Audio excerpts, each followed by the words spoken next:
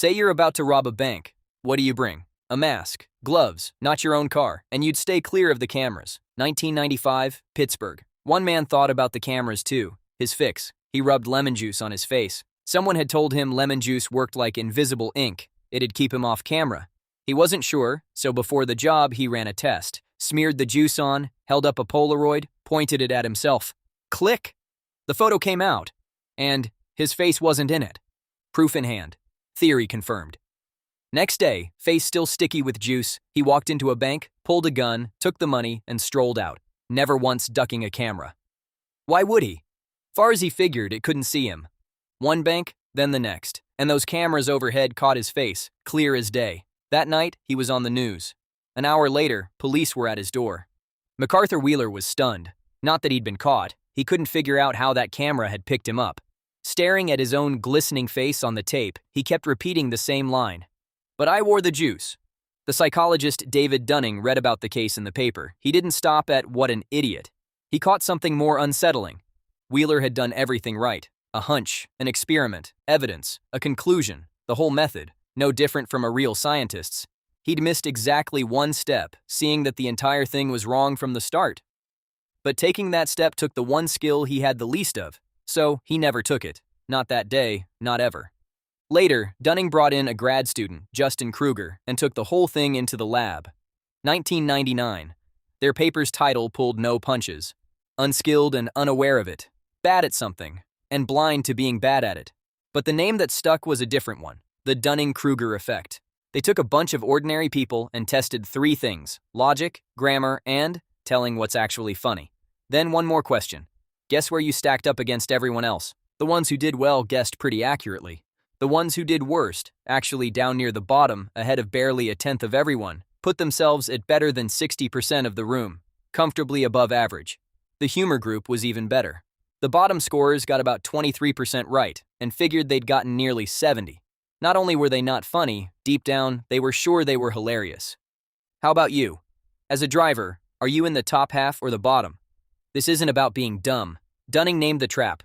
Judging whether you're good at something takes the very same skill as being good at it. Someone weak at grammar can't spot their own mangled sentence. Someone weak at logic can't catch where their own reasoning goes wrong. It's like asking a tone-deaf person to tell whether they're singing off-key. But hearing the off-key note takes exactly the ear they don't have. Back to that Polaroid. Wheeler's photo was probably out of focus, or the film was shot. A dud. But spotting a dud takes the barest bit of an eye for it. The very thing he didn't have. So to him, the dud became hard proof. The Dunning-Kruger effect doesn't leave you ignorant. Ignorance is easy. Know you don't know, and you go look it up, ask, fill the gap. What it hands you is the opposite. Certainty. Wheeler had checked. He'd verified. His Polaroid said everything was fine. Good to go. Dunning's team wanted to push it further. What if you put the truth right in front of these people? So they added a round. After the test, everyone got a few other people's answer sheets to look over, including some that were clearly excellent. Then, estimate again, where do you rank now? The bottom group stared at those clearly stronger sheets, and didn't see it. Their self-ratings barely moved. Recognizing this one's better than mine takes the very skill they were missing. Put a brilliant answer right under their nose, and they still can't see what makes it good. Think you can talk someone out of it? The part that's supposed to take the truth in is the exact part that's broken. Now to be straight, the Dunning-Kruger effect itself isn't that solid. Over the years, several researchers have argued that famous curve, the worse you are, the more sure you feel arc, is very likely a statistical mirage. When they drew the graph, they put test scores on both the x-axis and the y-axis. Do that. And no matter what you measure, that shape shows up on its own. Neufer in 2016, Gignac and Zajankowski in 2020. With cleaner math, the curve shrank sharply, or vanished altogether. Dunning pushed back. Stare only at the statistics and you miss the real thing. And besides, people do misjudge themselves. That stays true no matter what the math underneath looks like.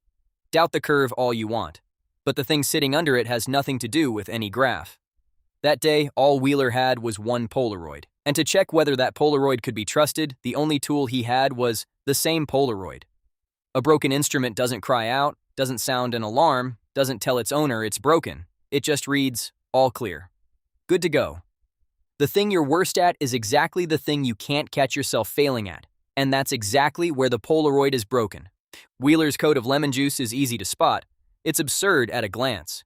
The coat we put on ourselves isn't so obvious. It goes on reasonable. So reasonable we can't even smell it. It sounds more like, I'm a good judge of people. I know this field. I saw through this a long time ago.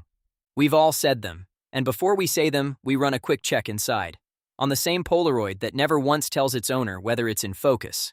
Nobody gets a warning that they're wildly wrong right now. Wheeler didn't. Neither will we. The moment the lemon juice went on, Wheeler's ending was written. Not because of the juice, because from that moment on, he never doubted himself for a second. So what about you, that layer on your face right now? Can you smell it? And as always, thank you for being here. I'll see you in the next one.